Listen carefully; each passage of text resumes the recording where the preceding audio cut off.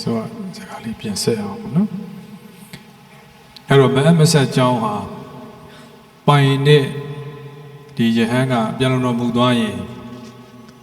နေလို့ရသလားဆိုတာကတပည့်တော်အဖြောင့်ဒီမေကုန်းကိုအဖြောင့်အတိတ်ပဲပြန်ကြည့်အောင်အရှင်များတို့ဒီမေကုန်းကနည်းနည်းလေးတော့အရေးကြီးတယ်ပေါ့နော်အရေးကြီးတဲ့မေကုန်းတစ်ခုအနေနဲ့ပြောလို့ရတယ်အဲ့တော့မဆက်ကြောင်းဟာပြန်လုံတော်မူသွားတဲ့အခါမှာနေလို့ရသလားဆိုတာအတိတ်ပဲအဖြောင့်ပြောရင်အဆက်သွားသလားလို့မေးတာအဲ့ဒီမေကုန်းကကဲရှင်များတို့ဖြေကြည့်မအပ်တဲ့ကြောင်းကပိုင်ရှင်တေတာနဲ့အပ်သွားပါမလားမအပ်နိုင်ဘူးလေဒါအဖြေကရှင်းနေပြီနော်ဒါကြောင့်မဆက်ကြောင်းဒီပိုင်ရှင်ရှိသည်ဖြစ်စေပြန်လုံတော်မူသည်ဖြစ်စေမအပ်ပါဘူးနော်မအပ်ပါဘူးဒီမှာရှားရီလေးမိတ်ပါအောင်ဗျဆရာ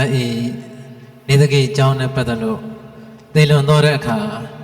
အဆက်မှုရှိမရှိဘူးမရှင်းလင်းတဲ့အချိန်မှများရှိပါသေးလားဗျာရှောင်ထားလို့တင်များရှိပါသေးလားဗျာ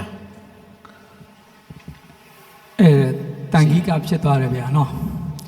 ဒါဂရုဗန္တာဖြစ်လို့လေတန်ကြီးကမအပ်ဆက်တာတော့မအပ်ဆက်ဘူးအဲ့ဒါပါလဲဆိုတော့ယဟန်တစ်ပါးပြန်တော်မူသွားတယ်သူ့ရဲ့ပုဂ္ဂလိကဆွေငွေတွေရှိခဲ့မယ်ဆိုရင်မအပ်ဆက်တဲ့ဆွေငွေကပ္ပိယမှာထားတဲ့အပ်ဆက်တဲ့ပစ္စည်းတွေပေါ့အပ်ဆက်တဲ့ပစ္စည်းတွေကတန်ကြီးကဖြစ်တယ်မအပ်ဆက်တဲ့ပစ္စည်းတွေလည်းတန်ကြီးကဖြစ်တယ်သို့တော်လည်းမအပ်ဆက်တဲ့ပစ္စည်းတွေကိုတော့ဝိနည်းကံနဲ့အညီပြန်ဆွံ့ရပါတယ်ဗျာသုံးလို့မရပါဘူးเนาะအဲ့ဒါလေးတွေကအဆုံးဖြတ်တွေရှိပါတယ်เนาะအဲ့တော့ဒီကြောင်းမှာလည်းဝိနည်းကံနဲ့ပြန်ဆွံ့ပြီးတော့သုံးပါဗျာဝိနည်းကံနဲ့ပြန်ဆွံ့ရမှာဆင်ပါဆွံ့ပြရမှာဒီကြောင်းကကျတော့ဝိနည်းကံနဲ့ကျတော့ဘယ်လိုပြန်ဆွံ့မလဲဗျာတရားလေဒီအဲ့ဒီကြောင်းကကျတော့ဝိနည်းကံနဲ့ဆွံ့ကြောင်းလို့အဲ့ဒါကိုရွှေကျင်ဆရာတော်ကြီးများကအဲ့လိုမအပ်ဆက်ဘူးဆိုချိတ်ပိတ်ထားတယ်ဗျာဒီကြောင်းဒီမအပ်ဆက်တဲ့ကြောင်းဖြစ်လို့မြည်တိတန်ခါများမနေရဆိုချိတ်ပိတ်ပြီးထားလိုက်ဆွံ့ပြလိုက်ကပ္ပိယတွေပဲနေပေါ့အဲ့လိုမျိုးတွေ့ရပါတယ်နော်ဒါဆိုရင်ဆရာတော်တိုင်းကဘယ်လိုပြန်ဖြစ်သွားလဲချိတ်ပိတ်ထားလို့ရှိရင်မအပ်ဆက်ဖြစ်လို့လေဆွံ့ပြလိုက်ရတဲ့သဘောအဲ့ဒါဝိနည်းကံနဲ့ညီဆွံ့တာပေါ့တို့တော့တခုလောက်ဖြည့်ဆွဲလျှောက်ပြရသေးဗျာအဲ့ဒီမှာတို့တာရထတိကဝါဒလေးနဲ့ဒါဆရာတော်ဘုရားတွေကတော့သိပြီးသားပါတို့အတွေးလေးပေါ်သွားလို့နောက်တို့ဘာသာတိကပါရစိကံဘာသာတိကမှာပါတဲ့အချက်ကလေးပေါ့အဲ့ဒီဟာကိုတို့မှတ်သားဖို့တာလေးကမူလအလူရှင်တွေကပြန်ပြီးတော့ဒီဟာကိုပြန်ယူမယ်ပြန်သိမ့်မယ်ဆိုလို့ရှိရင်တော့ပြီးမှပြန်လှူမယ်ဆိုလို့ရှိရင်တော့ဆက်ပြန်လှူတတ်မယ်ဆိုရင်တော့အဆက်ကောင်းအဆက်နိုင်ပါတယ်လို့တို့ဘာသာစိကံဘာသာတိကစာမျက်နှာတော့မေ့နေတယ်ဗျာအဲ့ဒီမှာလေးလာမှတ်သားဖို့ပါတယ်ဒါလည်းပဲတပည့်တော်မှတ်သားဖို့တာကိုရှောက်တဲ့သဘောလောက်ပါပဲနော်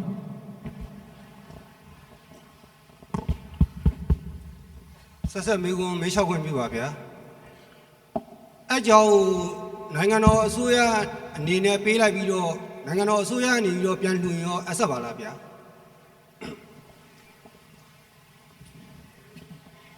အစိုးရကအပြီးသိမ်းနိုင်ရင်တော့ကောင်းတာပေါ့တို့မြန်မာပြည်မှာအဲ့လိုကြောင်းနေရှိနေတာတော်တော်လေးများပါတယ်နော်မှန်ပါအဲ့တော့တပည့်တော်တာရထတေကမှာရေကန်ကြီးတကန်ကမအပ်ဘူးဖြစ်နေတာအဲ့ဒါကိုယဟန်တော်တွေကမသုံးဆွဲကြဘူးမသုံးဆွဲတဲ့အခါကျတော့ဒီအကြောင်းကိုယဟန်ဘယင်မာကြီးကသိတော့ဒါဘာဖြစ်လို့မသုံးဆွဲတာလဲမိဖုရားကြီးလားဘယင်မာကြီးလားတော့မသိဘူးသိတော့မသုံးဆွဲတဲ့အကြောင်းကိုမေးတော့မအပ်ဆက်လို့မသုံးတာဒါဆိုလို့ရှိရင်ဒီတိုင်းထားလို့မရဘူးဆိုသူကမိန်းအာဏာနဲ့ပြန်သိမ်းလိုက်တယ်သိပြီးတော့မှတခါရန်တော်တွေကိုပြန်လှူတော့အဲ့ဒီမှာပြန်သုံးတယ်လို့စာထဲမှာတော့လာတယ်ဒါဒီစကားလေးတော့ရှိတယ်ပေါ့နော်ဒါကြောင့်တို့ဒီနိုင်ငံတော်အစိုးရလူကြီးတွေအနေနဲ့ကဝီနည်းနားလည်လို့အဲ့ဒါမျိုးလှုပ်ဆောင်ဖို့လှုပ်ဆောင်နိုင်တယ်ဆိုလို့ရှိရင်တော့ဒီဟာဒီအဆက်သွားနိုင်တယ်လို့ယူဆစရာတော့ရှိပါတယ်နော်မှန်ပါဗျာကဲမေကမေအောင်မလားပေးလိုက်မိုက်ကနဲနော်မိုက်နဲနေတာ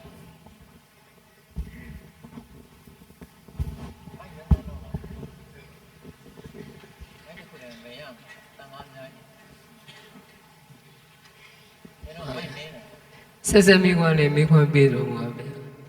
တန်ခါပစ္စည်းကိုစွန့်ပေးမိစွန့်ရမရောက်ဘူးဆိုတာလေးကိုလေးရှင်းပြတော့ပါဗျာ ဒီကြောင့်ဟာတကယ်လို့နေတကြီးဖြစ်ခဲ့မယ်ဆိုရင်တန်ကဖြစ်တော့ပြီဆိုရင်ဤစွန့်တယ်လို့မရဘူးဆိုတာလည်းမေးထားတာရှိလို့ပဲ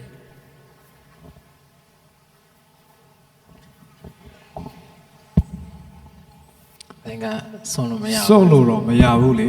တပည့်တော်တို့ကဒီဟာကိုဒီစွန့်တော်လဲစွန့်တည်မမြည်ဝေဖန်တော်လဲအဝေဘင်ကြီးအဝိသစီယပစ္စည်းအနေနဲ့တော့တပည့်တော်တို့စာပေမှာဂရုဗန်အနေနဲ့လာတယ်ပေါ့ဒါတပည့်တော်တို့ဝီနီကံအရာအံ့အောင်လုပ်လို့ရတဲ့နီးလန်းကိုတပည့်တော်တို့ရှာကြတာ哦နော်လိုကြီးတပည့်တော်တို့ဒီလုံးဝအပိအပိုင်စွန့်ဖို့ဆိုတာတော့ဟုတ်တယ်ခက်ခဲတယ်ဒါတပည့်တော်လေ့လာမိသလောက်ကိုပြောတာပေါ့နော်အဲ့တော့ဝိနည်းကံအရာအံ့အောင်လုပ်လို့ရတဲ့နီလန်းရှုထောင်းကပြောမယ်ဆိုလို့ရှိရင်တော့တပည့်တော်အဲ့ဒါမျိုးလေးသွားတွေ့ရတယ်ပေါ့နော်ဆရာတော်များလည်းမိတ်ပါအောင်ဗျ အဲ့ဒါဓမ္မဝိနည်းလင်္ကာရဆရာတော်မိန်ကြားတဲ့အတိုင်းဆိုရင်ဘုရားတော်များကဟိုလူကိုလည်းမဆွံ့ရဘူးချိတ်ပိတ်ထားရမှာပါဆရာတော်ဘုရားချိတ်ပိတ်ထားရမှာအဲ့ဒါဆိုရင်တော့ဒီပစ္စည်းကအလကားဖြစ်သွားမှာပါဗျာနိုင်ငံမှာအပူဖြစ်သွားမှာလက်တလုံးဆရာတော်မိန်အောင်ရှောက်တော့မယ် ခုနအဝေဘန်ကြီးအဝေသစီယမစွန့်ရဘူးဝေဖန်လို့မရဘူးဆိုတာတို့ပုဂ္ဂလိကအနေနဲ့စွန့်လို့မရဘူးပုဂ္ဂလိကအနေနဲ့ဝေဖန်လို့မရဘူးလို့ပြောတာလေဟုတ်လားနော်ခုနဆရာတော်မိန်တယ်လို့သုံးမပြတော့ပဲနဲ့ချိတ်ပိတ်လိုက်တာဒီပဲလေအဲ့ဒါစွန့်တဲ့သဘောပဲပုဂ္ဂိုလ်စွန့်တာဘယ်သူမှစွန့်တာမဟုတ်ဘူးလေခိုင်းကိုစွန့်တာလည်းမဟုတ်ဘူးဟုတ်လားနော်ခုနစွန့်လို့မရဘူးဆိုတာဘယ်သူစွန့်လို့မရတော့ပုဂ္ဂလိကအနေနဲ့စွန့်လို့မရတာဝေဖန်လို့လည်းမရတာ အဲ့လိုဆွန့်လိုက်တဲ့ဟာကြလို့ရှိရင်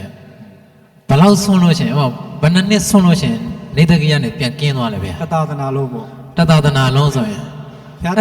သာသနာမကွယ်တယ်များစွန့်တယ် သူကနေဆွန့်လိုက်ပြီဟိုတပည့်တော်ပြန်ပြီးတော့ပန်းသူကိုသွားကောင်းရလာဗျာ မရဘူး မရဘူးလားဗျာ မရဘူး အဲ့တော့ဒီနေရာကြီးကသာသနာမယ်လကားဖြစ်သွားမှာပေါ့ ခုနပြောလို့ပဲသူကပြောလို့ချိတ်ပိတ်လိုက်ပြီးတော့အဲ့ဒါဟိုလူတွေဘာတွေကသူတို့ဘာဖြစ်လို့တက်နေတာတော့မတက်နိုင်ဘူးအဲ့သဘောပဲရှိအောင် အဲ့တော့ကပိယရေအသုံးပြု အဲ့ရော အဲ့တော့အပီလန်ဆုံးမြဲတဲ့အကြောင်းတိုက်ကိုဝေယဝဆလုပ်တဲ့ကပိယရေအသုံးပြု ဒါပါ သို့မဟုတ်ဝိနည်းဗုဒ္ဓဝဆနာဆရာတော်ဆိုလို့ရှင်တော့ပြန်လှူမယ်လို့သိတဲ့ဝိနည်းသိတဲ့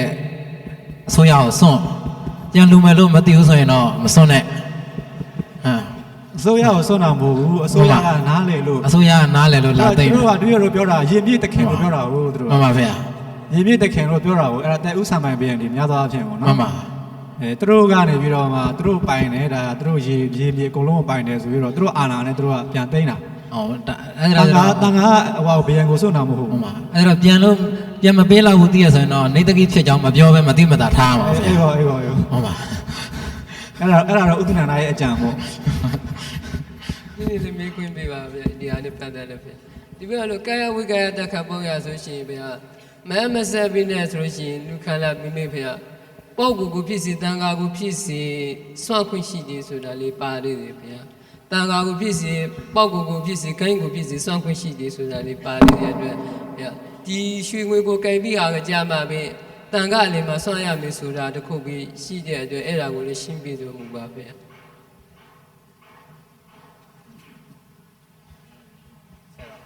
ဓမ္မနိယလင်္ကာရဆရာတော်ဗျာမိကုံမင်းနေပါသေးဗျာဟုတ်ပါဗျာ ဟုတ်ပါဗျဒီကာယဝိကာယတိုက်ခါပေါက်လို့ဗျဒီဘက်ကတော့ဆွမ်းရှင်ဝိနိကလောက်တဲ့ဟာမှာကြာရှင်ဗျတိုက်ခါပေါက်သုံးပေါက်သားလည်းရင်ဟိုတန်ခါလေးမှာဆွမ်းရတာကိုတွေ့ရပါတယ်ဗျတခြားတိုက်ခါပေါက်တွေကကြာလို့ရှိရင်ပေါက်ကိုဖြစ်စီဂိုင်းကိုဖြစ်စီတန်ခါကိုဖြစ်စီဆွမ်းခွင့်ရှိတယ်ဆိုတာလေးတွေတွေ့ရတယ်ဗျအဲ့မှာကာယဝိကာယတိုက်ခါပေါက်ရဆိုလို့ရှိရင်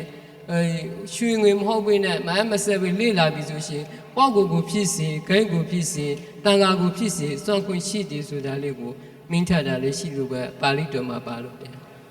အဲ့ဒါလေးကိုသိစိတ်လေးဖြစ်သူမူပြပါပဲ အေးကရဝေကရဆိုတော့ကိုကပတ်စံဖြစ်စာအုပ်တော့ဝယ်လိုက်တယ်ဟုတ်လားအဲ့ဒါကိုတန်ကအလေမှာစွန့်လို့ရတယ်လေဂိုင်းလေမှာစွန့်လို့ရတယ်ဟုတ်တယ်မလားဒီရွှေငွေနဲ့ပတ်သက်ရင်ပုဂ္ဂိုလ်ကိုမစွန့်ဘူးရှင်တန်ခါကိုစွန့်တာများတယ်နော်ရွှေငွေနဲ့ပတ်သက်တာတွေကတန်ခါအလယ်မှာပဲစွန့်တာတန်ခါအလယ်မှာစွန့်လိုက်တယ်ဆိုတာကလုံးလုံးကိုမသုံးတော့တာဗျအဲ့ဒါကြီးစွန့်ပြီးရင်ကပိယတွေကအလိုက်ပြီးရင်ပြန်ပြီးအဆက်တဲ့ သဘောတွေစာပေမှာဖွင့်ဆိုတယ်လေဒါအရှင်များတို့သိပြီသားဥစဉ်ဆိုလိုတာဘာကိုပြောချင်တာ ဟိုရတယ်ဗျဒီတိတ်ခါပေါက်ရဆိုရှင်ကြံဟိုကပေါက်ကိုဆွန့်လိုက်ပြီဆိုရှင်တခြားပေါက်ကိုတွေသုံးလို့ရှိရင် asset နေတယ်မဟုတ်လားဗျာ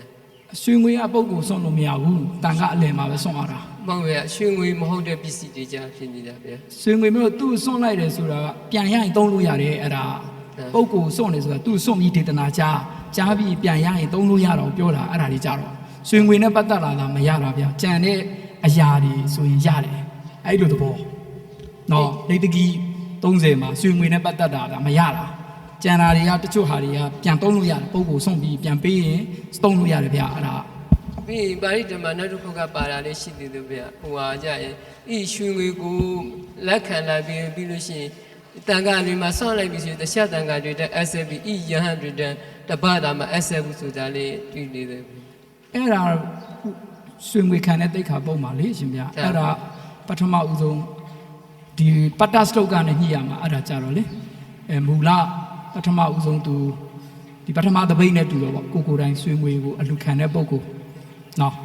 သူကတော့တန်ခါလယ်မှာစွန့်ပြီးရင်ကပ္ပိယတွေကအလိုက်တီးလို့ပြန်လှူမယ်ဆိုရင်အဆက်တဲ့ပစ္စည်းကိုပြောတာပေါ့အဲ့ဒါကြတော့အဲ့ဒီအလူခံတဲ့ပုံကိုတူတာမအပ်ဘူးကြံတဲ့ရတာလေဒီစံစီစားတွေကတော့အားလုံးအတွက်အဆက်သွားတယ်အဲ့ဒါကိုပြောတာပဲလေဦးဇင်းဘာကိုပြောချင်တာ ဟိုကဒီရွှေငွေကိုပဲတန်ခါကိုအလီမှာဆွန့်ရပြီးရင်တခြားပစ္စည်းတွေကြာရှင်ဟိုပေါက်ကိုမှာဆွန့်လိုက်ပြီဆိုရှင် asset နဲ့မလားလို့ပြရမယ် ရွှေငွေနဲ့ဝယ်တဲ့ဟာတော့မရဘူးနော်ရွှေငွေကိုသာရွှေငွေကိုအလူခံတဲ့ဟာကိုတန်ခါအလယ်မှာစွန့်တယ်ရွှေငွေပြည့်ဝယ်ထားတဲ့ပစ္စည်းတွေကိုလည်းတန်ခါအလယ်မှာပဲစွန့်ရတယ်ပုပ်ကိုစွန့်ခွင့်မရှိဘူးကြံတဲ့နေတကိတွေကြတော့ပုပ်ကိုစွန့်လို့ရတယ်ရွှေငွေနဲ့ပတ်သက်တာရွှေငွေနဲ့ဝယ်တာရွှေငွေနဲ့ကြရဝေးကြရလှုပ်တာတဲ့ဟာတွေကပုပ်ကိုစွန့်ခွင့်မရှိဘူးတန်ခါအလယ်မှာပဲစွန့်ရတာတန်ခါအလယ်မှာစွန့်တယ်ဆိုတာအကျိုးတရားကကပ္ပိယနားလည်ရင်အဲ့ဒီအလူခံတဲ့ဥစဉ်မတပါကြံတဲ့ရန်တွေချမ်းသာဖို့အတွက်ရည်ရွယ်ပြီးခွင့်ပြုခြင်းဖြစ်တယ်ဗျာလုံးဝအလိုမရှိဘူးဆိုရင်အလျာပြတ်စွန့်ပြင်းနေတဲ့ဒီရူပီယ7တကသမုဒိပေးလိုက်ရတယ်ရွှေငွေစွန့်သမုဒိပေးပြီးတော့မြစ်ချောင်းတွေခမ်းပါးတွေမှာမျက်လုံးမိတ်ပြီးပြစ်ထုတ်လိုက်ရတာအဲ့ဒါကြတော့ဘယ်သူမှအသုံးမဝင်တော့ဘူးပေါ့တန်ခါလယ်မှာစွန့်ခြင်းရည်ရွယ်ချက်ကအလူခံတဲ့ဥစဉ်မတပါကြံတဲ့တန်ခါတွေအတွက်အကျိုးရှိနိုင်လို့ဗုဒ္ဓလီလံပေးတာဗျာနော်ကြံတဲ့ဟိုပစ္စည်းတွေကြတော့ဒီအဆက်တဲ့ပစ္စည်းတွေနေတကိထိုက်တာမျိုးတွေရှိသေးတယ်မဟုတ်လားအဲ့ဒါမျိုးကြောင့်ပုဂ္ဂိုလ်ဆုံးလို့ရရွှေငွေနဲ့ပတ်သက်တာတန်ခါအလယ်မှာပဲဆုံးရတယ်လို့မှတ်ရအောင်နော် စေညင်ကင်းနေပါလေကြတော့ရှင်ဟုတ်တယ်ဟိုပါတိမောင်ဖတ်ကျင်သိပါရဲ့ဗျာဟိုလုံးဝဆုံးရမယ့်ဟာကြတော့ရှင်နေတကိယဆုံးထားရင်အဲ့ဒါလိုသွားပါဗျာဟိုဆုံးပြီးဒေသနာကြားပြီးတော့ပြန်ပြီးရားတယ်ဆိုတော့နေတကိယဆုံးချင်းဝိနိကံရှိသောပါစိတ္တယံပါစိတ်အဘတ်တိအဲ့ဒါလိုနပ်ပေးထားကျွန်တော်တို့ဖတ်ကြည့်ပါဗျာဆုံးချင်းဝိနိကံလုပ်ပြီးပြန်သုံးပေါ့ဟိုကျတော့ဆုံးထားရင်အဲ့လိုသွားပါဗျာ ခုနကပါလဲတန်ခါအလယ်မှာစွန့်တာနော်ဗျအဲ့ဒါလေတန်ခါကိုစွန့်တာမဟုတ်ဘူးနော် မှန်ပါ တန်ခါပိုင်တော့တာလည်းမဟုတ်ဘူး တန်ခါလည်းမှာကပ္ပိယဆွန့်တာ အေးတန်ခါအလယ်မှာစွန့်တာဟုတ်လားနော်တန်ခါကိုစွန့်တာမဟုတ်ဘူးနော်အေးတန်ခါမစ်စီပြောတာနော်အေး ဆရာတော်ဘုရားတခုလောက်မေးချောင်းကပြုပါဗျာဒီတော့ဝရဇိရပုရိဒီကမှာလူထဲသွားရင်တည်သွားတဲ့သူကလူထဲသွားတဲ့သူနဲ့တူပါတယ်တဲ့အဲ့လိုဆိုရင်နေတကိเจ้าကပိုင်ထားတဲ့ဟန်တပါပြန်တော်မူသွားမယ်ဆိုရင်လူထဲသွားတာနဲ့တူတဲ့အတွက်ကြောင့်အဆက်သွားမယ်လို့ယူဆမိပါတယ်ဗျာအဲ့ဒါနဲ့ပတ်သက်ပြီးတော့ရှင်းလင်းပြတော့မှာဗျာ လူထွက်သွားရင်လူအပိုင်းဖြစ်သွားတဲ့အတွက်ဒီပစ္စည်းတွေအဆက်တယ်လို့ အဲ့ဒါဝစီယဗုဒ္ဓတိကာရဲ့အယူဆတစ်ခုတင်ပြတာပဲဖြစ်တယ်ပါဠိတော်ထာဂရာကလက်မခံတာဘူးအဲ့ဒီဝါဒကိုနော်ဝစီယဗုဒ္ဓတိကာမှာရှိတယ်ဟုတ်တယ်အဲ့ဒါဒါပေမဲ့အဲ့ဒါကိုလက်ခံထားတာမဟုတ်ဘူးအယူဆတစ်ခုတင်ပြထားတာအဲ့ဒါကိုဆရာတွေပယ်ထားတာရှိတယ်နော် မှန်ပါဗျာ အဲ့ဒီအဆုံးဖြတ်တွေထိန်တော်ဝိနည်းဆရာမှာတော့ပါသေးတယ်နော်အဲ့ဒီမှာပြန်ဖတ်ကြည့်နော် မှန်ပါဗျာ ဒီဘက်နောက်တစ်ပတ်6ပါ မမမေးလျှောက်ခွင့်ပြုပါဗျာ ဟမ်ဖေရလေတရားမလား6လေ မမေးလျှောက်ခွင့်ပြုပါဗျာ ဘယ်နာလဲ နောက်ဆုံးပါဗျာ ဟောပြီ အဲဒီတော့ခုနကျောင်းနဲ့ပတ်သက်တဲ့တိတ်ခါပုံးတယ်ပါဗျာပြီးတော့ဒီတန်ကြီးက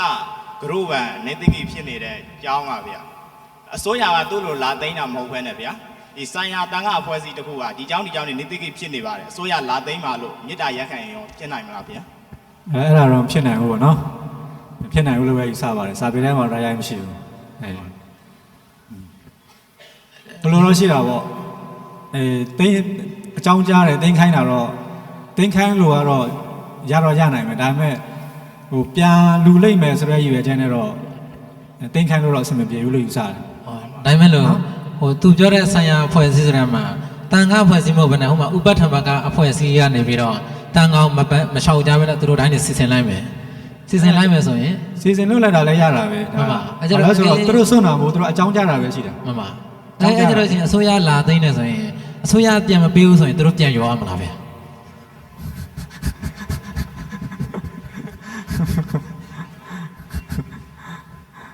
အဲ့လိုတော့လည်းမဟုတ်သေးဘူးထင်ပါတယ်အကြောင်းပဲကြားတာဟုတ်သူတို့ကမှန်ပါအကြောင်းပဲကြားတာဆိုတော့အဲ့ကျတော့အစိုးရတော့မစွန့်တော့ဘဲနဲ့ကပ္ပိယဇေယဝန်းအနေနဲ့ပဲအသုံးပြုလိုက်တာပို့ပြီးတော့ကောင်းပါလိမ့်မယ်ဖေ။ပြန်ရဖို့မရဖို့မသေးကြဘူးဖေ။နောက်ထပ်မေးခွန်းတစ်ခုပါဖေ။တပည့်တော်မေးချောက်ခွင့်ပါဗျာ။မေးချောက်ခွင့်နဲ့အဲ့ဒီနေတကိကျောင်းကတန်ကြီးကဖြစ်နေပါလေဗျာ။အဲ့ဒီတော့တပည့်တော်ကဝင်းနီနားလေတော့ဒီယဟန်ပေါ့နော်။အဲ့ဒီနေတကိကျောင်းကိုယ်တဘောနဲ့ကိုဒါဒီတန်ကြီးကကျောင်းကိုယ့်ရဲ့မိဘတွေကိုဖြစ်စေကိုယ့်ရဲ့ကပ္ပိယကိုဖြစ်စေစွန့်လိုက်ပါစွန့်လိုက်ပြီးတော့ကိုယ်စိတ်ထဲမှာပဲငါဗန္နာသားထိုက်သွားပြီတန်ကြအကြောင်းအဲ့တော့နောက်ထပ်အကြောင်းတစ်ခုမှစောက်ပြီးတော့ဗန္နာသားနေထည့်ပြီးအဲ့ဒါဆိုရပါလားအဲ့လည်းမရနိုင်ဘူးရှင်ဗျာအဲ့ဆိုနှစ်ကြောင်းပဲဖြစ်သွားပါလိမ့်ရှင်နောက်တစ်ကြောင်းကတော့အာဆဆောင်းရင်အဆမှာပေါ့နော်မူလအကြောင်းကတော့ခုနပြောပြီးပြီလေစွန့်လို့မှမရတာရအောင်ဟုတ်လားမလားစွန့်လို့မရဘူးလေကွာစွန့်တော့လဲစွန့်တည်မမြည်ဆိုတာရှိတာရအောင်နော်ဂရုဗန်နဲ့ဂရုဗန်ကိုလဲလို့ရပါတယ်ဆိုတာဟုတ်တယ်ဒါပေမဲ့နေတကိယငကောကနေတကိယဂရုဗန်ဒီဥစဉ်မေးတဲ့မေကွန်ကနေတကိထိုက်တဲ့အကြောင်းကိုသူ့အမေသူစွန့်ပစ်လိုက်တယ်မှန်ပါစွန့်ပစ်လိုက်တဲ့အတွက်အကယ်၍စွန့်လို့မရဘူးဆိုရင်တော့ကိုကဗန္ဒာစာအနေဖြင့်အဲ့ဒီအကြောင်းရဲ့တန်ဖိုးကိုဆောက်ပြီးတော့လှူပေးလိုက်တယ်ကြံတာကတော့ကို့အမေကိုအမေဖြစ်လို့ဒါပုဂ္ဂလိကသဘောမျိုးပဲအဲ့ဒါစွန့်လိုက်တာနော်အဲ့ဒါအပ်တယ်ကြီးအဲ့ဒါရနိုင်လောက်ပါတယ်ဗျာပုဂ္ဂလိကဒီလိုမဟုတ်ဘူးလေဆရာတော်ပြောအဲ့ဒီတန်ခိကကိုဗန္ဒာစာရောလိုက်ဗန္ဒာစာဆိုတော့ဗန္ဒာစာရောလိုက်ပြီးသူကဂရုဗန်ပဲဂရုဗန်ဖြစ်လို့ဆုံးလို့မရလို့ဗန္ဒာစာဂရုဗန်နဲ့လဲတာဂရုဗန်ချင်းလဲလို့ရတာရှိတယ်လေအဲ့သူလဲလိုက်တာချိုးအောင်တော့အမေကိုစွန့်ပစ်လိုက်တော့ဗောပြောချင်တာကတော့ तू ယူလိုက်တယ်ကြံတဲ့ဟာကို तू အစားထိုးပြီးဂရုဗန်ရောလိုက်တဲ့သဘောအဲ့ဒါကို तू ပိုင်သွားပြီးဗောခုနဟာယူသူ့အမေ तू စွန့်လိုက်တယ်အဲ့လိုဆိုတော့အပ်တယ်နော်ဒါဂရုဗန္ဒာချင်းလဲကောင်းတာသုလောအထာကရာတွေမှာပါဠိတော်တွေအရှင်များတို့တွေ့တယ်မဟုတ်လားရတယ်အဲ့ဒါတော့ရပါဗျာအဲ့ဆိုရင်အဆက်တယ်လို့သတ်မှတ်လိုက်မယ်ဗျာအဆက်တယ်အကယ်ရှင်များတို့သာချမ်းသာတယ်ဆိုရင်မအဆက်တဲ့အကြောင်းတွေကိုအဲ့လိုလုပ်လို့ရတယ်ဟုတ်တယ်တကယ်ပြောတာဆရာတော်မရှိလို့ရှိရင်အကုန်လိုက်လုပ်ပေးမှာနောက်ဒီမေကုန်းနဲ့ပတ်သက်လို့မေကုန်းမရှင်းဝင်ပါဗျာဒါပဲလားဆရာတော်ဗျာမေကုန်းမရှင်းခွင့်ပြုပါဗျာအေးမေးပါရနားထောင်ခိုင်းတယ်ဆရာတော်ဗျာမေကုန်းမေးနေပါတယ်ဗျာလှူပေးလိုက်တာပေါ့ဟိုဟာကိုစွန့်ပစ်လိုက်တယ်ပေါ့ဆရာတော်ဗျာဒီလက်ရှိတွေ့လို့မြေနေရာတွေကတော့အကုန်လုံးအဆက်တယ်ပေါ့ဗျာသို့တော်လည်းပဲအเจ้าနဲ့ဘုန်းကြီးကဝင်းနီးမလေးစားတဲ့အတွက်ကြောင့်ဒီအเจ้าတွေကိုသူ့ရဲ့အဆက်ပစ္စည်းတွေနဲ့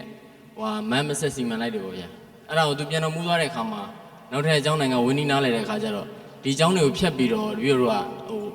ုဆက်ပြန်ပြီးတော့ဗန္ဒာသားပြန်ထည့်မယ်ဆိုလို့ရှိရင်အနိုင်ပါလာ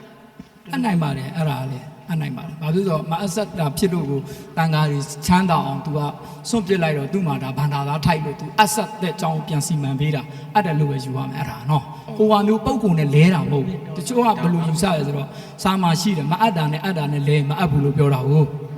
်အခုကအဲ့လိုသဘောမျိုးမဟုတ်တော့မအပ်တာကိုစွန့်ပစ်ပြီးတော့အပ်တာကိုဗန္ဒာစားယောတဲ့သဘော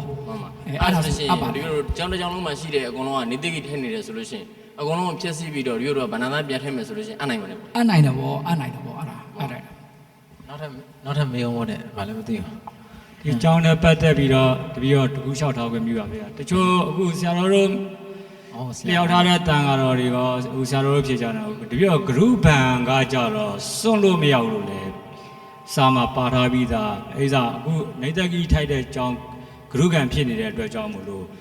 ့ပြန်စွန့်မယ်ဆိုလို့ရှိရင်ဘလို့နီးတဲ့တန်ဃာစွန့်ရမှာလဲပြီးလို့ရှိရင်ဆိုတာမေးလျှောက်တဲ့အထက်မှာလည်းပါသွားပြီဗန္ဒာစာလည်းပြန်ထိုက်တယ်ဒီ ဘန်နာစာတပြည့်တော့ဘန်နာစာလည်းထိုက်တယ်ဆိုတော့ကြတော့ဒီတန်ကအဖွဲစည်းမရှိပဲနဲ့တဘာတဲ့ကြတော့ဒီဂရုပန်ကြီးကိုဘယ်လိုပြန်ဆွန့်ရမှာလဲအဲ့လိုစွန့်မုန်းစွန့်နေရတယ်တပြည့်တော့ရှင်းရှင်းလင်းလင်းတက်တက်ကွယ်ကွယ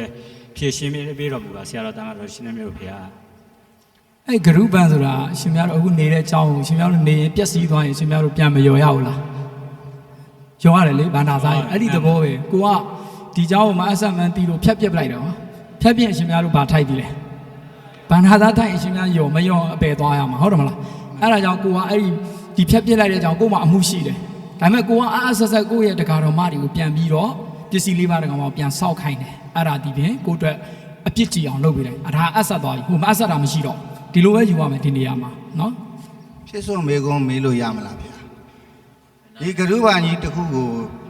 တန်ခါကလည်းစွန့်လို့မရဘူးစွန့်ခွင့်လည်းမရှိဘူးလို့ပြောထားတယ်ဗျာအဲ့လိုဆိုရင်ဒီဂရုဘာကြီးကဒီတိုင်းထားလိုက်တယ်ဆိုပါစို့တန်ခါကလည်းသုံးပြုခွင့်မရှိဘူးမူလနေတကြီးထိုက်တဲ့ရဟန်းကလည်းသုံးပြုခွင့်မရှိတော့ဘူးအဲ့ဒီဟာအလျားပြတ်တကယ်ဖြစ်သွားပြီဆိုလို့ရှိရင်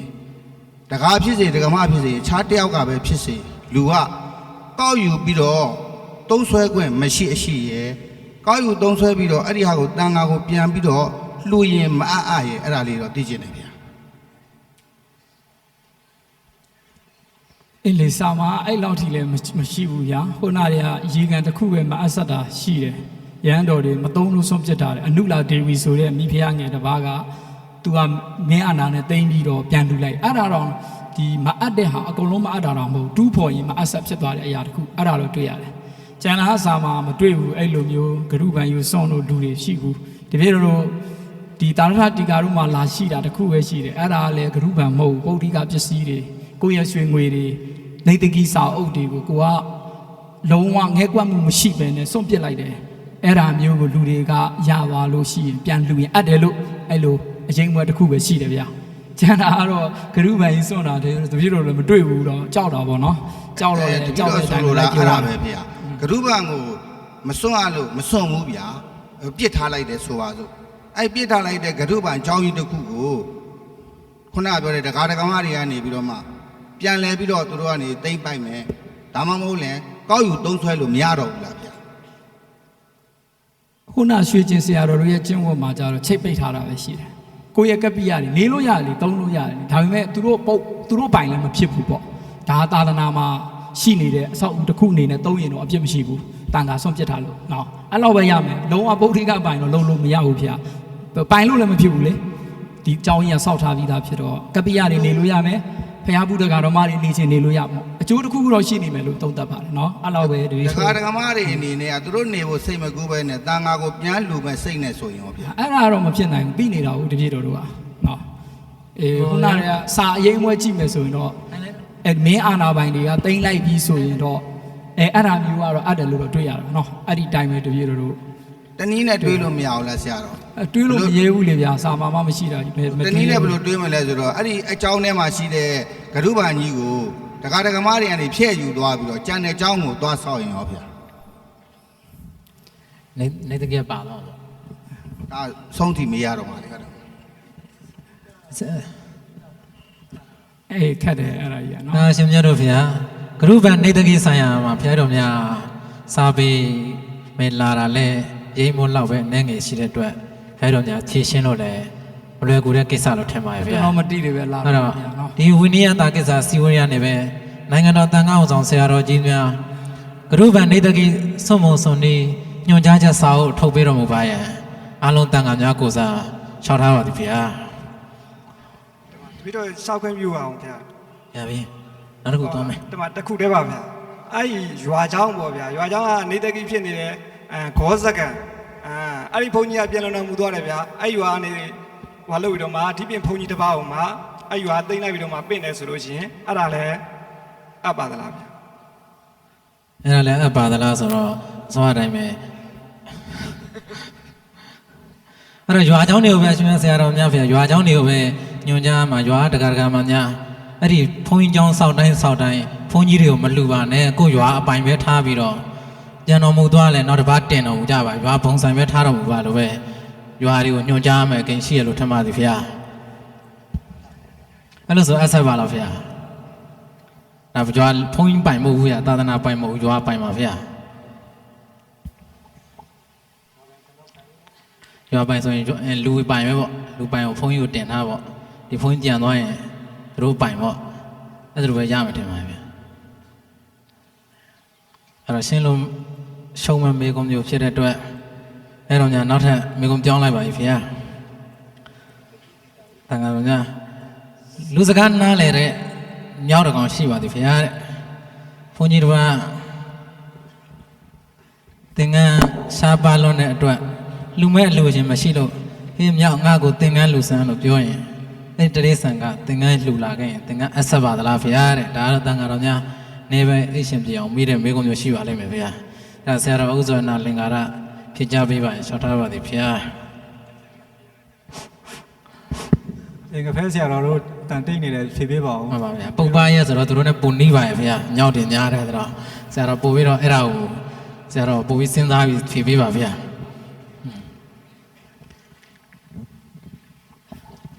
ဒီစံပုပ္ပါနဲ့မနှီးပါဘူးเนาะရွှေစက်တော်နဲ့နှီးတာ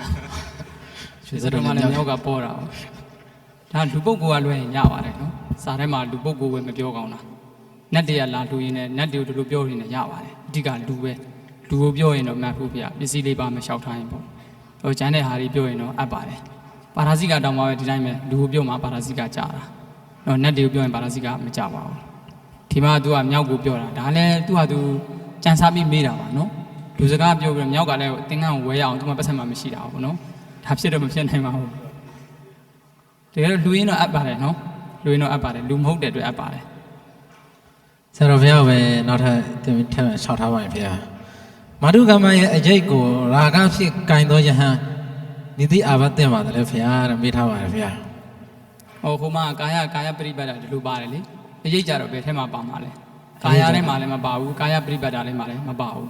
ဒါကြောင့်အကျိတ်ကိုနင်းလို့ဆိုရင်ဝိနိယအာဘတ်မတင်ပါဘူးအဘိဓမ္မာသဘောအရာဆိုရင်တော့ဒါအပြစ်ရှိတာပေါ့နော်အဘိဓမ္မာသဘောအရာဆိုတော့အကုသိုလ်ဖြစ်မယ်ဝိနိယအကျိတ်ကိုရာဂစိတ်နဲ့ပဲကင်ဘာစိတ်နဲ့ပဲကင်အကျိတ်ကိုကင်ုံနဲ့အာဘတ်မတင်ပါဘူးနော်ဆိုတော့ဆရာတော်ဘုရားဟိုမာတုကမအရေးတီပကြီးပုံစံမျိုးရောဖြစ်မနေနိုင်ဘူးလားဗျာ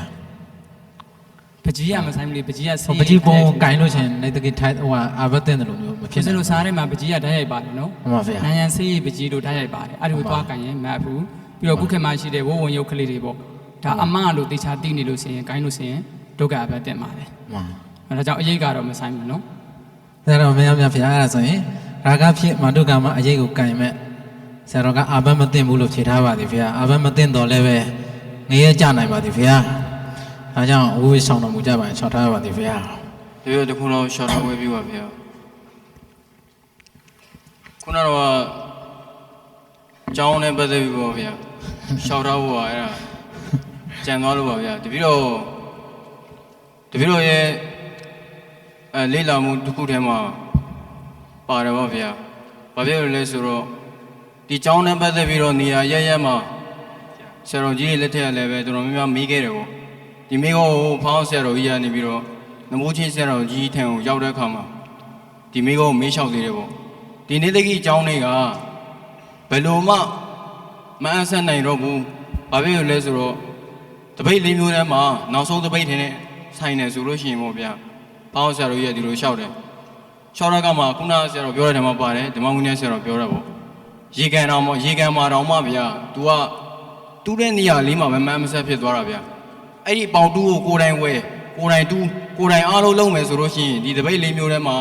နောက်ဆုံးတပိတ်ထဲမှာပါသွားပြီဗျာဒီရေကန်လုံးလုံးမအဆက်နိုင်တော့ဘူးကေနာစီပရိယယေနာကပ္ပိယကတုံနာဝတ္တိဆိုတာတရိုက်ပါတယ်ဗျာအဲ့ဒါကြောင့်မလို့လုံးလုံးအဆက်နိုင်ဖို့ကမဖြစ်နိုင်တော့ဘူးဗျာအဲ့နေသိကိကျောင်းတွေကအဲ့ဒီလိုမျိုးရှောက်တယ်ပေါ့တပိတ်လေးမျိုးမှာနောက်ဆုံးတပိတ်ထဲပါခဲ့မယ်ဆိုရင်ကျောင်းတွေလည်းပဲဘုန်းကြီးကကိုယ်တိုင်ငွေလူခန်းတယ်ကိုယ်တိုင်သိဝယ်တယ်ကိုယ်တိုင်စောင့်တယ်ကိုယ်တိုင်တန်ရိုက်တယ်ကိုလုံးကိုယ်တိုင်ပဲဆိုလို့ရှိရင်လုံးလုံးမအဆက်တဲ့ကျောင်းတွေမှာပါတဲ့အတွက်စွန့်လို့ကလည်းပဲလုံးဝမရဘူးဗျာဒီတိုင်းပဲကိုဘေးကနေပြီးတော့မှစွန့်နိုင်ဖို့ပဲလိုပါတယ်ဆိုတဲ့အကြောင်းနမူကြီးဆရာတော်ကြီးကလည်းဖောင်းဆရာတော်ကြီးကိုပြန်မိတ်တယ်ဗျာအဲ့ဒီတရားကလည်းပဲပြီးတော့တစ်ခါမကောက်ဘူးဗျာ၃ခါလောက်တော့ဘူးပါတယ်အဲကြောင့်မို့လုံးလုံးကိုမအဆက်ဘူးလို့ပဲယူဆလို့ရပါတယ်ဗျာကပ္ပိယဟိုကနေပြီးတော့နိုင်ငံတော်ကသိတာတို့ဘာလို့ဆိုလို့ရှိရင်တော့မှဒါတပိတ်လေးမျိုးထဲမှာမပါသေးဘူးမပါသေးဘဲနဲ့ သုံးလုံးတဲ့နေရာမှာတော့ပဲဒုပိစရဏဖြစ်တယ်ဆိုလို့ရှိရင်ဒါအဆက်နိုင်သေးတယ်လို့ပြောလို့ရတယ်ဗျာလုံးလုံး၄မျိုးထဲမှာနောက်ဆုံးတစ်ပိတ်ထဲမှာအကုန်လုံးကိုယ်တိုင်လှုပ်ထားမယ်ဆိုလို့ရှိရင်တော့မဆက်ဘူးလို့ပဲယူဆမှာပေါ့ဗျာအဲ့ဒီတပည့်တော်ရှောင်ထားဖို့ကအခြေရလွန်သွားတော့ဗျာအဲ့လေးယူသေးတယ်ပြန်ပြီးတော့ရှောင်ထားပါတယ်ဗျာ တန်ရရှင်မြတ်များဖေဟာအခုဒီဂရုဗန်နေတကိဆိုင်ရာမှာကဆရာတော်များလဲကျမ်းဂန်စာပေမှာရှိသမျှကိုထုတ်ပြပြီးတော့ရှေ့ဆရာတော်ကြီးများရဲ့အာစရိယဝါဒကျမ်းဂန်လာတဲ့ကိုလည်းအလုံးထုတ်ပြရှောက်ထားပြီးဖြစ်ပါတယ်ဗျာ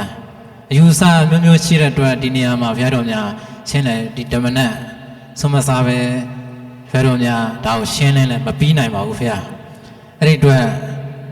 နောက်နေ့မှာပဲဒီစီဝဒီဂရုဗန်နေတကိဆိုင်ရာကိုပြန်လဲဆွေးနွေးတော်မူကြပြီးအခြားဆိုင်ရာအဘများကိုဘုရားတော်များလျှောက်ထားဆွေးနွေးပါမည်ဗျာတန်ခါလည်းမှာတန်ခါတော်များလျှောက်ထားတဲ့အခါကျရင်လည်းတတ်နိုင်ဆုံးလောက်ရှိကတော့ထားတဲ့ပုံစံမျိုးနဲ့လျှောက်ထားကြည့်ပေးကြဖို့လည်းအထူးတောင်းပန်ပါသည်ဗျာ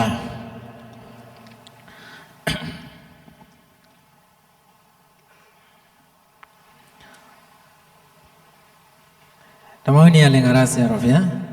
တာမဏေဓမ္မရဲ့ဓမ္မှုကို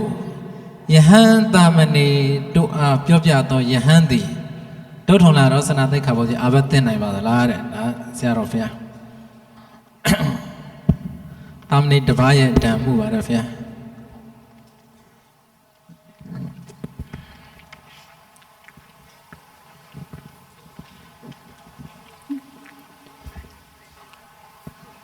ယဟန်ရဲ့ဒုထုံလာကိုလူသားမဏေကိုပြောရင်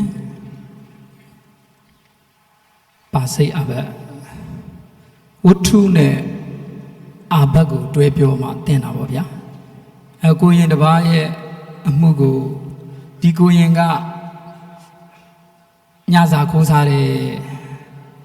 ဒီလောက်ပြောရုံနဲ့အာဘတ်မတင်ဘူးဒီကိုရင်ကတုတ်လွတ်တယ်အဲ့လောက်ပြောရုံနဲ့အာဘတ်မတင်ဘူးဒီကိုရင်ကတုတ်လွတ်လို့ဒဏ်ထိုက်တယ်အဲ့လိုပြောရင်တော့ဒုက္ခအာဘတ်တင်တယ်ဒုက္ခတမနတဒုက္ခတံလို့ဖွင့်တယ်နော်ဒုက္ခရောဆန္ဒနဲ့ဒုက္ခပဲတင်ပါပါဒုက္ခတင်ပါပါပါဗျာ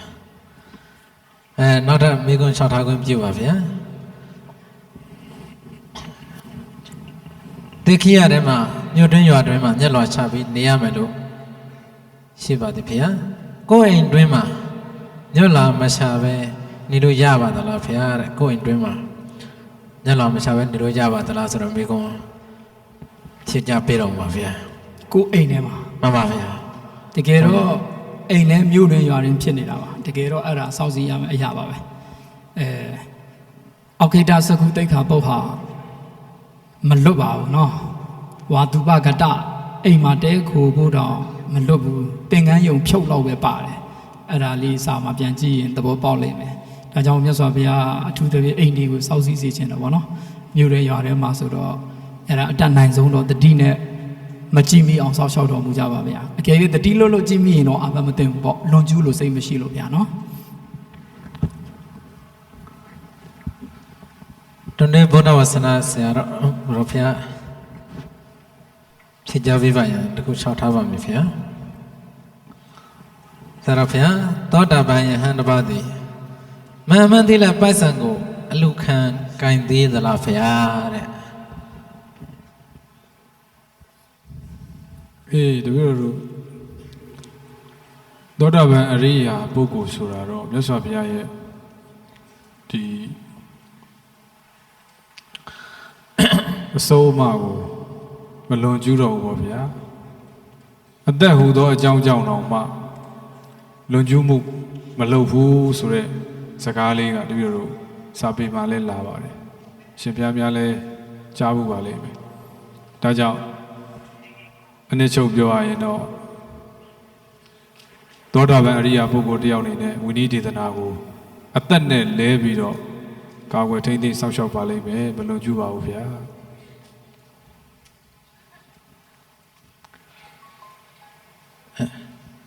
နောက်တစ်ခါဓမ္မဝိနည်းလင်္ကာရဆရာတော်ဖျားလျှောက်ထားပါသည်ဖျား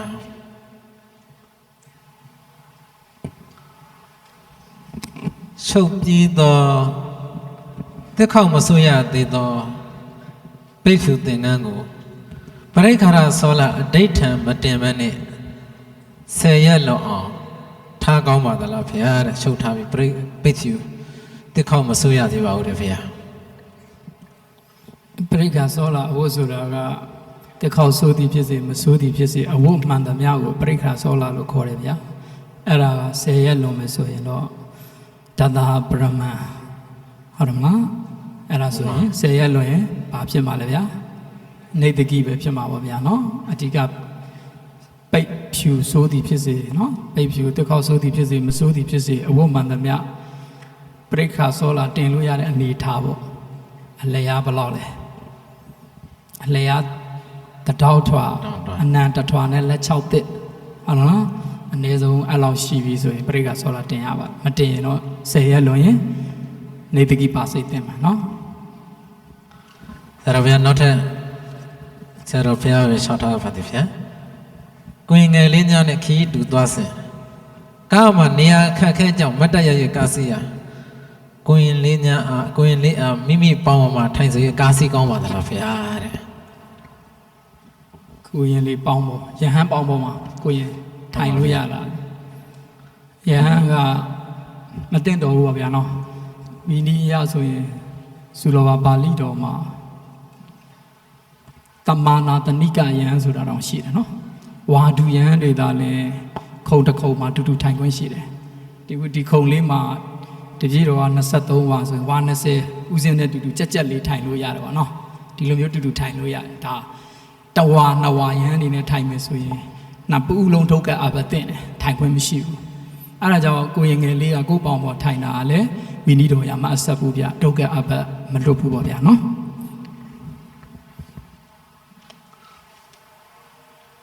အညာဝါဒီဆရာတော်ဥပညိတရာရှောက်ထားပါသည်ဖေဟာဘုရားရှင်ကမျက်လွန်ရှာခြင်းကိုမြို့ရွာတွင်းမှာသာပြညတ်တော်မူတဲ့အတွက်ကြောင့်ကျောင်းတွင်းဆုံးကခြင်းမှာမျက်လွန်မချမယ်အာဘတ်သိနိုင်မသိနိုင်အာဘတ်မသိမဲ့ဓမ္မသိမဲ့အပြစ်ပေးသိမသိပေးသိဖြေချပေးတော်မူပါတယ်ဖေဟာနှစ်ခုပါဗျာတကယ်ကောအပြစ်သိလို့လားအပြစ်မသိပဲနဲ့ဓမ္မပေးတဲ့သူကောအပြစ်မသိဘူးလားအဲ့ဒါကိုရှင်းလင်းအောင်ဖြေချပေးတော်မူပါတယ်ဖေဟာဒုံတမျိုးအရိညာဝါဒီဆရာတော်ဖြေချပေးတော်မူပါဖေဟာဒါဆုလိုဝါအထာကရမှာပါပါတယ်နော်ဒီလိုဆုလိုဝါမပြိဝါနဲ့တူပါတယ်ဒီဓမ္မတွေမိသားစုနဲ့အတူလာပြီးတော့နေတဲ့နေရာတွေဆိုရင်မျိုးရင်းရွာရင်းကဲ့သို့ကျင့်ရမယ်လို့ပါပါတယ်ဗျာဒါကြောင့်မလို့ကျန်တဲ့အချိန်မှာတော့ပြဿနာမရှိဆွန့်ခံတဲ့အချိန်မှာတော့ညလွှာချရမယ်ဆိုတဲ့သဘောပါပါတယ်ပြီးတော့ပြိဝါအထာကရမှာလည်းဒီတိုင်းပါပါတယ်ဆွန့်လောင်းတဲ့တာမဏေရဲ့မျက်နှာကိုတော့ဒါလူတွေလောင်းတာမဟုတ်ဘူးဗျာများသောအားဖြင့်ဆွန့်လောင်းတာလည်းလူတွေလောင်းတာများပါတယ်ဒီတာမဏေရဲ့မျက်နှာကိုတော့မကြည့်ရဘူးကြည့်လို့ရှိရင်အဘတ်တဲ့နေလို့ပါပါတယ်ဗျာဒါကြောင့်မလို့ဆွန့်လောင်းတဲ့နေရာမှာဓမ္မတွေလာပြီးတော့လောင်းနေဆိုရင်မြို့ရင်းရွာရင်းကဲ့သို့ကျင့်ရမယ်လို့ပဲဒီလိုတော့ယူထားပါတယ်ဗျာဒီလိုစာမတော့ဒါတိုက်ရိုက်ပါတာတော့ဓမ္မတွေသူတို့မိသားစုနေတဲ့နေရာတွေဆိုရင်မြို့ရင်းရွာရင်းကဲ့သို့ကျင့်ရမယ်ဆိုသင်္ကန်းယုံပြီးတော့ကိုသွားရမယ်တဘောအဲ့ဒီမှာတွေ့ပါတယ်ဗျာဒါကြောင့်မလို့ဒီတိုင်းဒီသိက္ခာပုဒ်ဒီဟာတွေကိုကြည့်မယ်ဆိုလို့ရှိရင်ဒီကျောင်းတွဲမှာလည်းဆွမ်းခံတဲ့အချိန်မှာဓမ္မတွေလောင်းနေတဲ့အချိန်ဆိုမြို့ရင်းရွာသင်္ကဲ့သို့ကျင့်ရမယ်လို့အဓိပ္ပာယ်ရှိပါတယ်ဗျာဓမ္မပညာဆရာတော်လည်းဖြေပေးပါဦးဗျာကြီးညိုဝဲဆောင်လာကောင်းပါလေဒါပေမဲ့အာဘတ်လို့တော့အတိအကျပြောလို့မရဘူးအဲ့နေရာမှာဆွမ်းလောင်းသူရဲ့မျက်နှာကိုကြည့်ရင်တော့ဓာတ်ရိုက်အာဘတ်ပြညတ်ထားတယ်ပေါ့နော်ကြည့်လို့တော့မရအောင်ဆွမ်းခံတဲ့အချိန်မှာတော့မျက်နှာကိုမကြည့်ရအောင်ကြံတဲ့ပုံကဆွမ်းခံတန်းစီနေတဲ့အချိန်ကိုဘက်ကိုကြောင်းပေါ်ဒီကိုလမ်းကြည့်ဒီလမ်းကြည့်ကိုတော့အာဘတ်တင်တယ်လို့ယူလို့မရအောင်ကြီးညိုဝဲပြက်လို့မကောင်းဘူးကိုတပြေလေးတွေကိုတော့စုံမပေးရမယ်အာဘတ်နဲ့တော့မစုံဖြတ်ရအောင်နော်မှန်ပါဗျာဒါဆိုရင်ဆရာတော်ဥပညိ6တာအတိုင်းဆိုအာဘတ်တင်နိုင်ပြီမဲ့ဓမ္မနိယလင်္ကာရဆရာတော်အတိုင်းဆိုအာဘတ်တင်တယ်လို့မဆိုနိုင်ဘူးဗျာအဲ့သူရဲ့နောက်ဆက်တွဲအနေနဲ့ကျတော့အပြစ်ပေးတဲ့မပေးတဲ့ဆိုတာအာဘတ်မတင်ပဲနဲ့ဓမ္မတင်ပဲနဲ့အပြစ်ပေးတဲ့မပေးတဲ့ဆိုတာဟိုဓမ္မနိယလင်္ကာရဆရာတော်ဆက်ပြီးတော့မကြားတော်မူပါဗျာဒါကတော့ကျောင်းတိုင်းစည်းကမ်းအရာကြီးညိုဝဲဖြစ်အောင်ကိုတပြည့်လေးတွေကိုတရားမျှတတဲ့ဓာန်ပေးလို့ရပါတယ် ဘာမှမဖြစ်ပါဘူးဒါကြောင့်တိုက်ရဲ့ဂတိကဝတ်အနေနဲ့အပြစ်ပေးတဲ့ဦးစင်းတွေမှာလည်းအပြစ်မရှိပါဘူးဒါအပြစ်ပေးတဲ့အခါတော့ကြည်ကျင်နာတော့ပေးရမှာနော်ဒါတော့ရှင်များဖေဖျားတော်များဒီကြောင့်တိုင်းမှာပေးတဲ့အပြစ်ကလည်းတရားထိုင်တဲ့အပြစ်ဖြစ်တဲ့အတွက်နိဗ္ဗာန်ကိုအမြန်ရောက်အောင်ပို့တာဖြစ်တာကြောင့်မလို့ကုသိုလ်တော်ရမယ်လို့ဖျားတော်ယူဆပါတယ်ဗျာအဲဒါကြောင့်အပြစ်မသိဘူးလို့ပဲယူဆပါမယ်ဖျား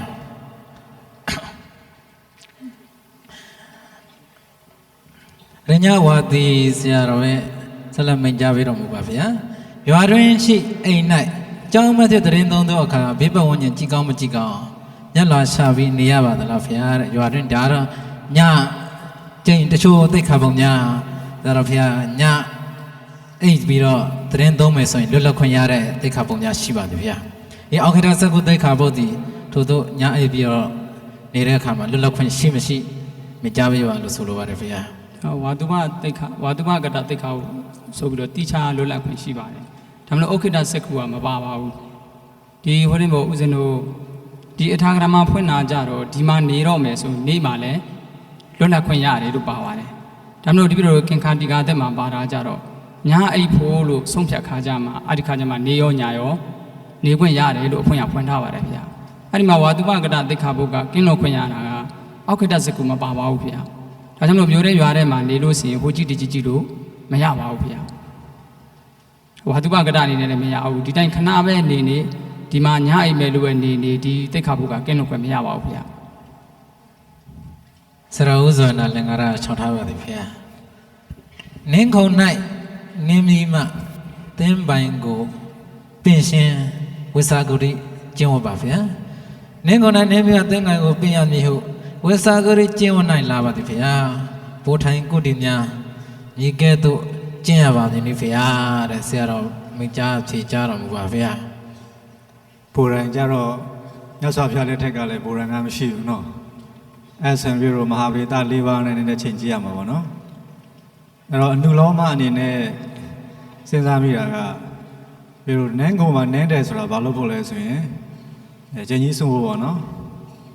ကျင်ကြီးစွန့်ဖို့အတွက်နောက်ဆုံးအခြေအနေပေါ့အဲ့လိုဆိုတော့အခုလည်းပဲဘိုးရိုင်းမှာပြီးတော့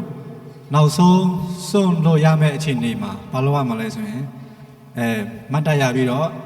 ခြေချမယ်လေအဲ့အချိန်ကြမှာပဲတဲ့မိုင်ကိုမရမယ်လို့အဲ့လိုပဲယူရမှာပေါ့ဟုတ်လားနော်အဓိကလိုရန်ကတော့ဘာလဲဆိုတော့တဲ့မိုင်ကြီးမှာပြီးတော့မှနန်းကုန်းပေါ်ကိုသွားတာကြီးကိုဒါကြီးညိုပွဲမဆောင်တာလေကြီးညိုပွဲမဆောင်တဲ့ဆိုတော့ဘယ်သူမှမမြင်ပေမဲ့ကိုကြီးညိုလို့မရနိုင်ဘူးပေါ့နော်အဲ့တော့တကယ်စွန့်ငါဒီအချိန်ကြမှာသာလည်းရပ်ပြီးတော့တဲ့မိုင်ကိုမရမှာဟုတ်ဆိုတော့အခုလည်းပဲဒီဘိုးတိုင်းကနောက်ဆုံးစွန့်ငါဒီအချိန်နေကြမှာပဲရပ်ပြီးတော့မှတဲ့မိုင်ကိုမရမယ်လို့ဒီလိုအနုလောမအနေနဲ့ပဲယူတဲ့တယ်လို့ပြီးတော့ယူဆပါတယ်ဗျာနော်ကျန်တဲ့ဆရာတော်များလည်းဆွေးနွေးလို့ရပါတယ်ဗျာပြည့်စုံပါပြီတဲ့ကဲနောက်တစ်ခုဆိုအောင်ကုလီနာပတ်သက်လို့တပည့်တော်တခုလျှောက်ထားပါအောင်မယ်ဆရာတော်ဗျာဖြည့်စွပြီးတော့လျှောက်ထားခွင့်ပြုပါဗျာတပည့်တော်တို့ကုလီစွန့်တဲ့အခါမှာကြည်ကြီးကျင့်ငယ်စွန့်တဲ့အခါမှာပါဠိတော်ထဲမှာလာတဲ့အခါကျတော့ဒီကျင်ကြီးခွက်ထဲကိုကျင်ငယ်မကြရောက်လို့လည်းပါထားတာရှိတယ်တပည့်တော်ဒီအိန္ဒိယမှာကျတော့ဘုရားလက်ထက်မှာတပည့်တော်ကုလီနှစ်ခုမြင်ခဲ့တယ်ကုလီပုံစံကျတော့ကျင်ကြီးခွက်ထဲကိုကျင်ကြီးပဲကြားတယ်နော်ကျင်ငယ်သွားတဲ့ဥစ္စာကိုဒီလိုမျိုးတပည့်အခုအထိုင်တဲ့ဥစ္စာဆိုလို့ရှိရင်ရေတယောက်ပုံစံနဲ့ရှေ့ကိုလွတ်ထားတာရှိတယ်တချို့ကုလီတစ်ခုကျတော့သူမုတ်ကျိတ်စုံပုံစံမျိုးဖြစ်ပါတယ်ဆရာတော်အဲ့လိုမျိုးတွေအခုတပည့်တော်ကျတော့ဒီမှာကျတော့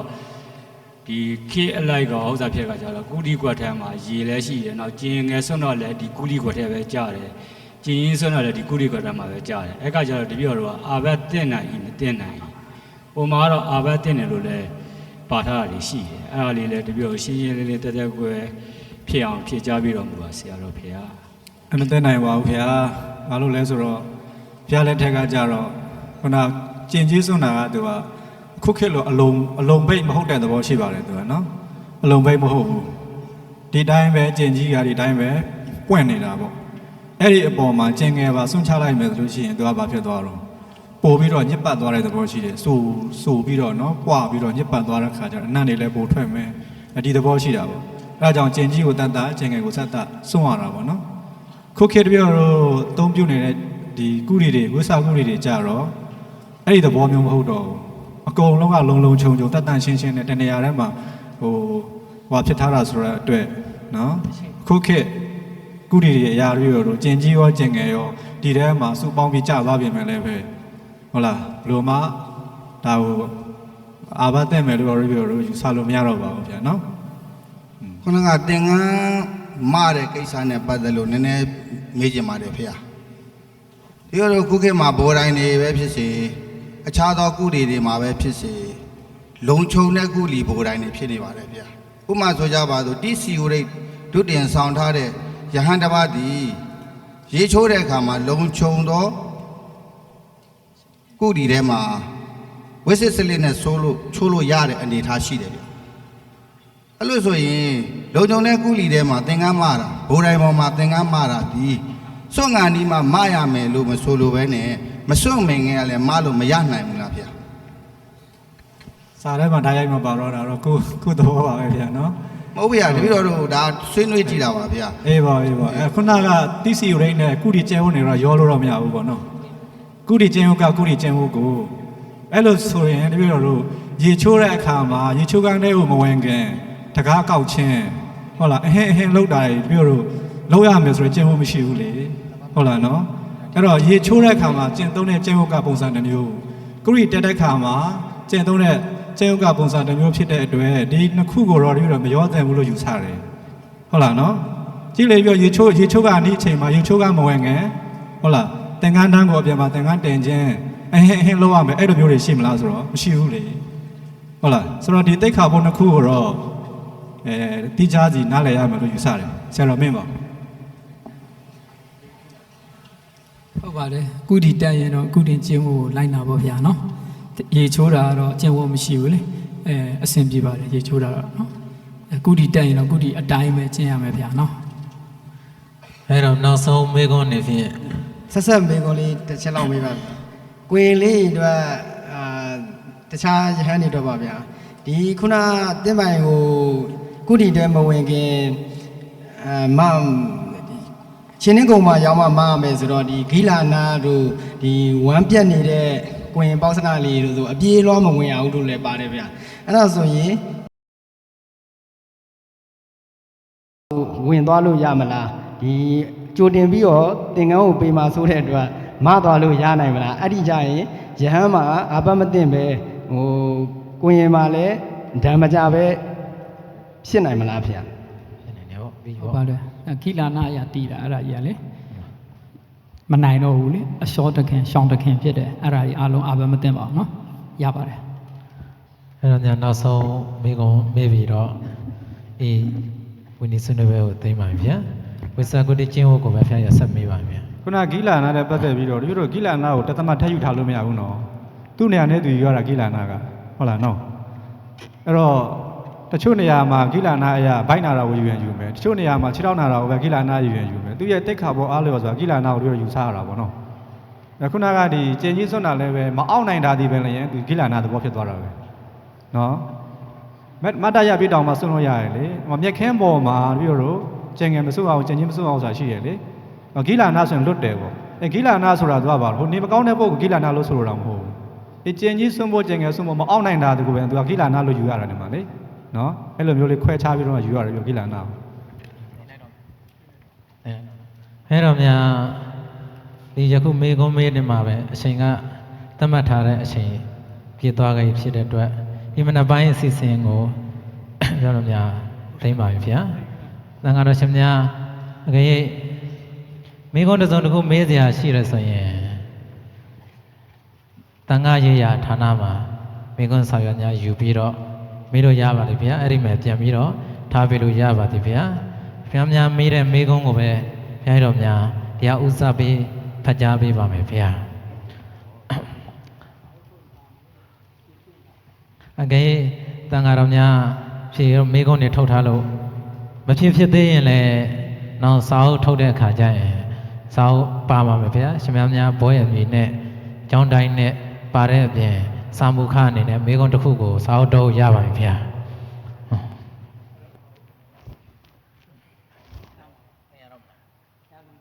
ဟောရပြီဆုံး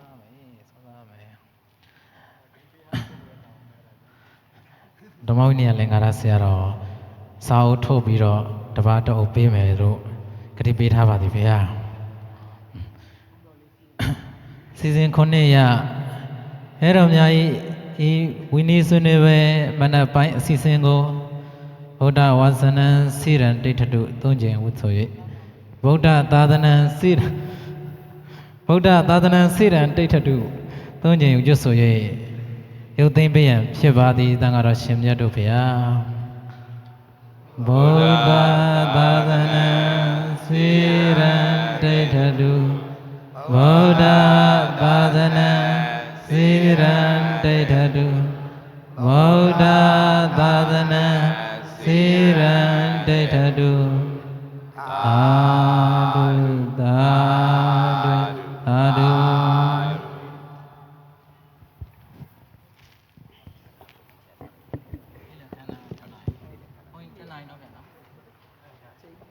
အဲ့တော့ညာနေ